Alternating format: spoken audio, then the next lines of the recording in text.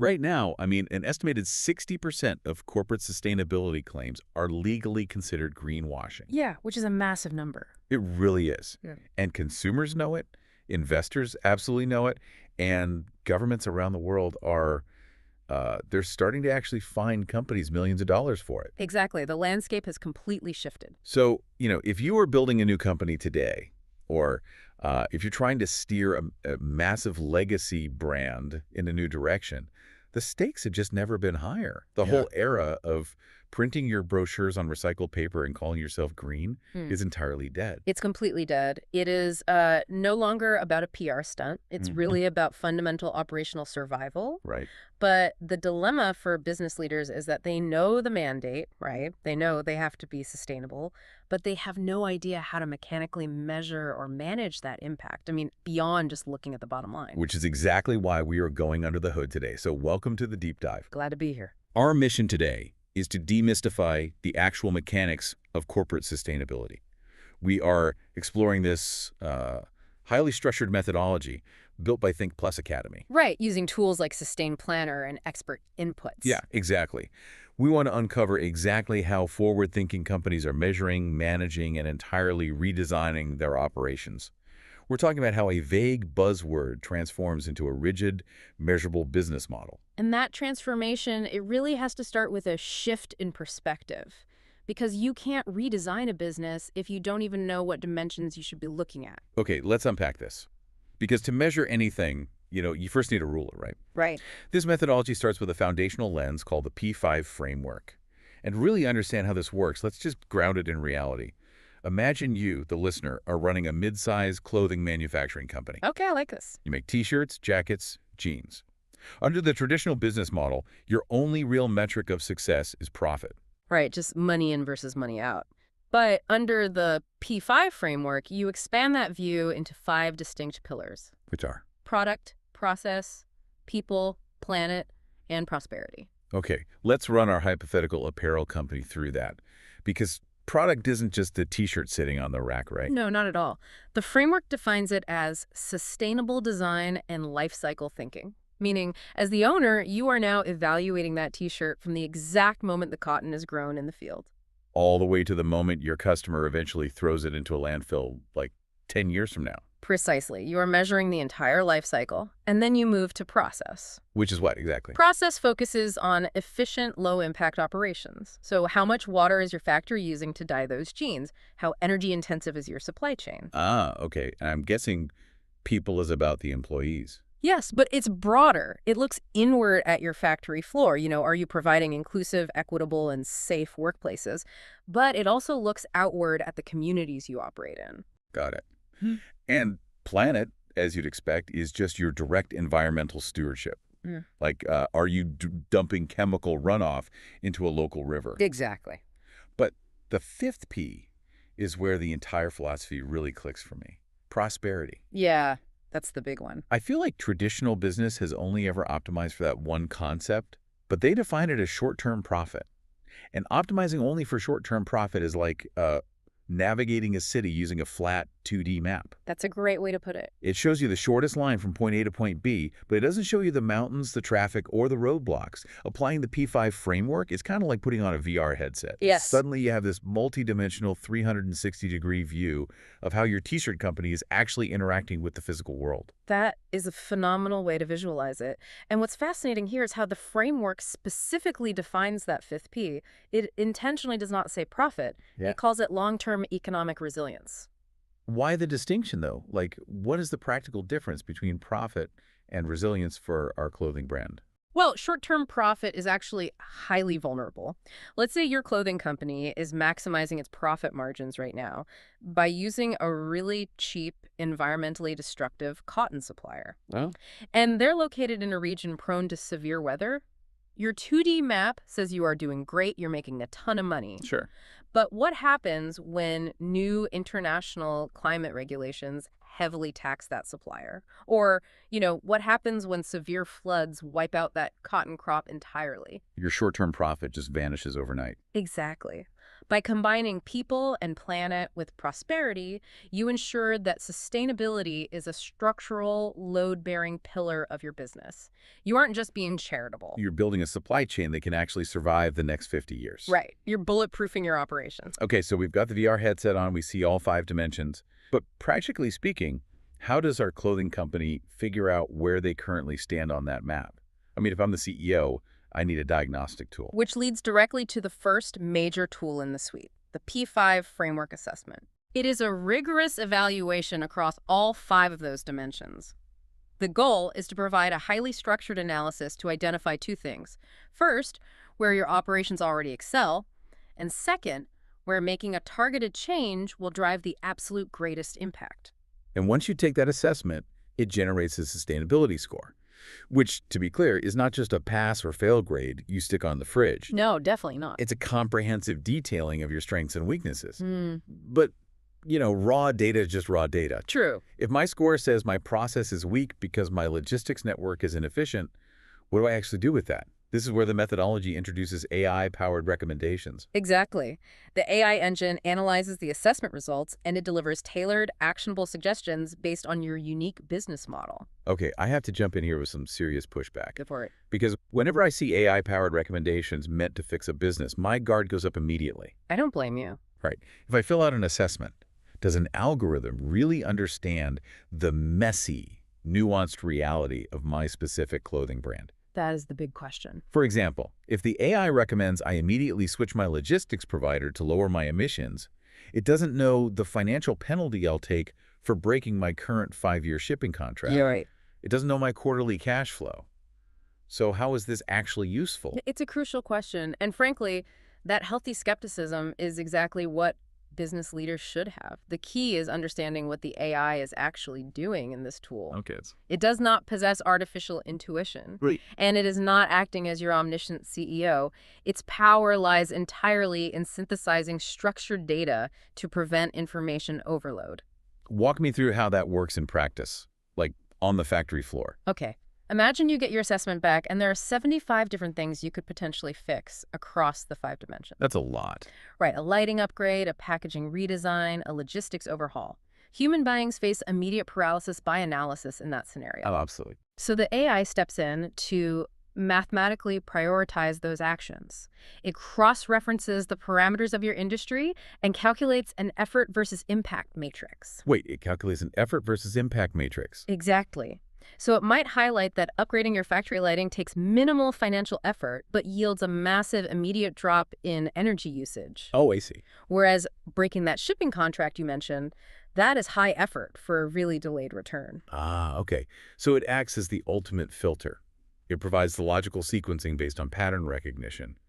But the human leadership still applies the final contextual layer. Exactly, like knowing about the contract penalty. Right. It takes the guesswork out of where do we even start, so your team can actually focus on execution rather than just deliberation. Okay, so internally, we have our marching orders. We know what to fix first. But how do we prove to our investors or our partners or our customers that we are actually doing the work? That's the external piece.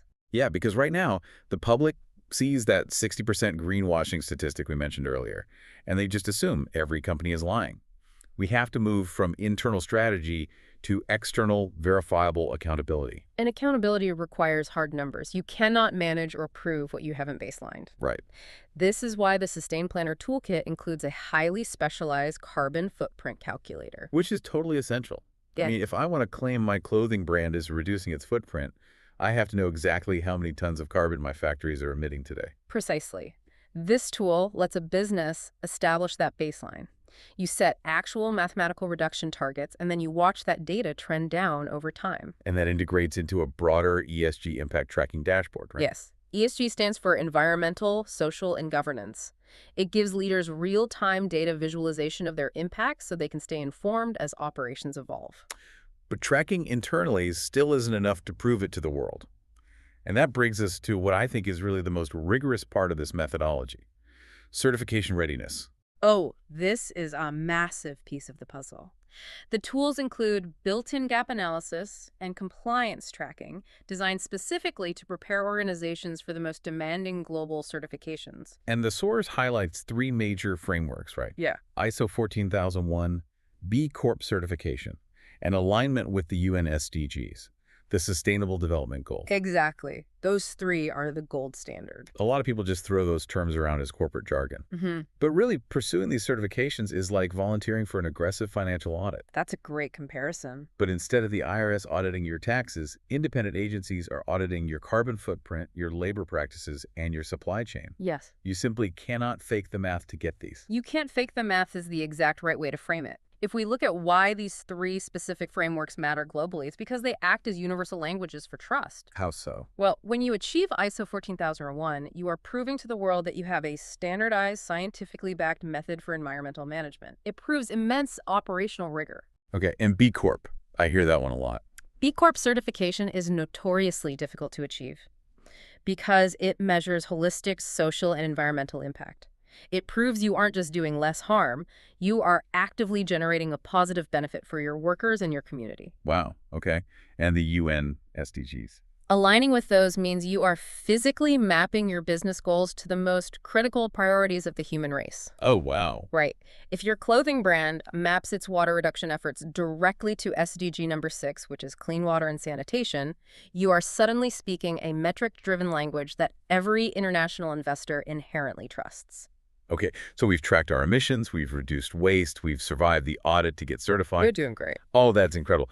But to use a sports metaphor, we are essentially just playing excellent defense. Yeah. We are minimizing our negative impact and protecting our reputation. Right. How do businesses use these tools to play offense? How do they use sustainability to innovate and actually grow? That marks the pivot from compliance to pure strategy. And in this methodology, that pivot begins with a process called a materiality assessment. Materiality assessment. When I first saw that term, I assumed it was just corporate speak for sending out a survey to figure out what your customers complain about the most. It is so much deeper than that. Let's physically visualize it.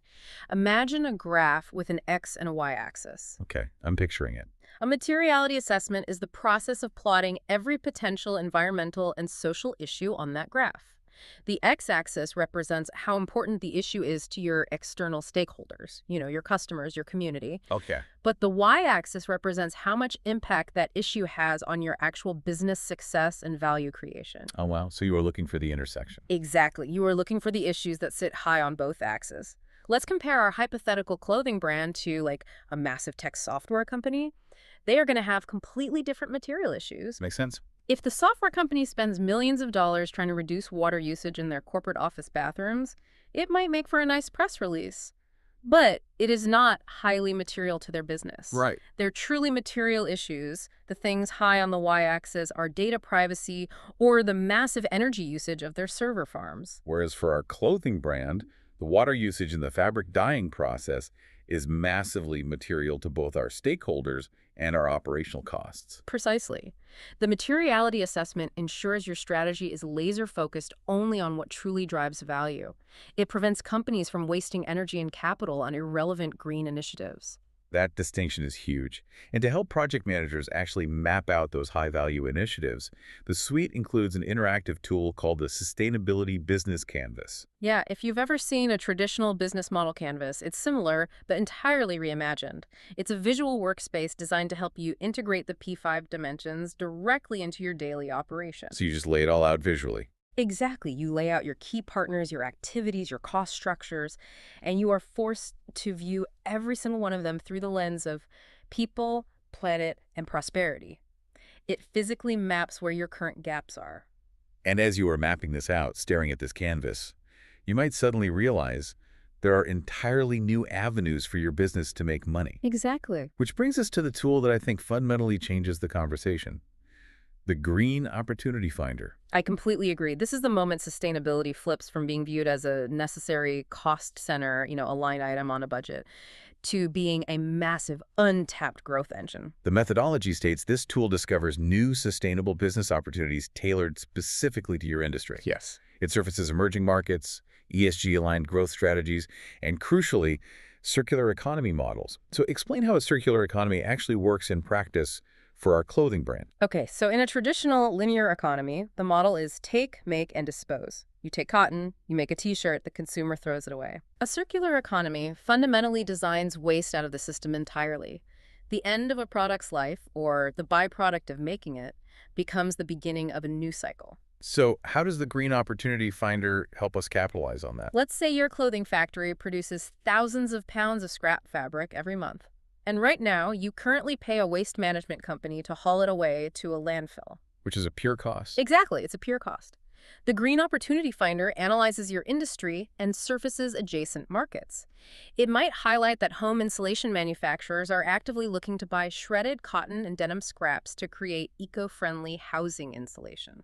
That's incredible. So instead of paying to throw it away, you create an entirely new revenue stream by selling your waste as a raw material to someone else. Exactly. It frames planetary stewardship not as a regulatory burden, but as a mechanism to discover new profits. It keeps you aggressively ahead of the curve in a rapidly changing global market. So we've walked through this incredibly robust suite from Think Plus Academy. We've explored the P5 lens, the AI prioritization, the audit-level certifications, the materiality plotting, and the opportunity finder. It's a lot of tools. It is. But who is actually sitting at the computer pulling the levers on these tools? What are the logistics of diving in? Well, the tools are designed for 4 specific target audiences. First, you have business owners and entrepreneurs.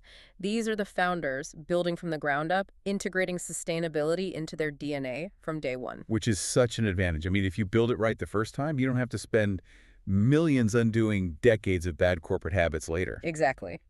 The second audience is project managers.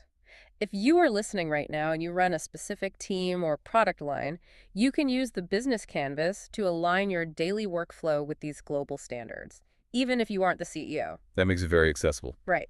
Third, you have certification-seeking organizations. These are companies actively hunting for that B Corp or ISO status who need the rigorous readiness tools. And the fourth group, which has to be a massive portion of the corporate world right now, companies in transition. Oh, definitely. Legacy businesses that realize the market has shifted, and they desperately need a clear, measurable roadmap so they don't just drown in the complexity of changing their operations. And for all 4 groups, the barrier to entry is intentionally low. According to their documentation, you don't even need to create an account to begin the initial assessment. Oh, really? Yeah. You can literally start immediately at greenventureplanner.lovable.app. All data is strictly confidential, and it generates a personalized report. And, if a team feels overwhelmed by the results, Think Plus Academy experts are available to step in and guide the actual physical implementation. There is one logistical detail in the FAQ that I think reveals the true nature of this entire process. They explicitly recommend retaking the assessment every 6 to 12 months, or after any major change to your business model. That frequency is vital. It proves that intelligent sustainability planning isn't a one-and-done checkbox. Right. It is not a shiny plaque you earn, hang in the corporate lobby, and promptly forget about. It is an operational cadence. It requires constant calibration, exactly the same way a company treats its quarterly financial accounting or its yearly sales targets. It requires a total paradigm shift. Let's just recap the journey we've been on. We started by trading in our flat 2D profit maps for that P5 Framework VR headset, looking deeply at product, process, people, planet, and prosperity. Yep. We explored how to diagnose the business, allowing an AI to synthesize the data and cut through the noise so we know exactly what to fix first. And then we moved to playing defense, improving the work, establishing our baselines with the carbon calculator and surviving the audit to align with heavyweights like B Corp and the UN SDGs to build unshakable market trust. And finally, we looked at playing offense, using the materiality assessment to find the intersection of impact and value, and deploying the Green Opportunity Finder to redesign our entire business canvas, turning what used to be called waste into entirely new streams of revenue. It's a complete transformation. It really is. Understanding these specific mechanisms is the ultimate shortcut to modern corporate strategy. If you are listening to this, you now know the exact frameworks that the most resilient companies in the world are using to transform. Which leaves us with a fascinating, almost provocative reality to consider. Ooh, I like where this is going. If tools like the Green Opportunity Finder can successfully prove that adopting circular economies and planetary stewardship directly leads to greater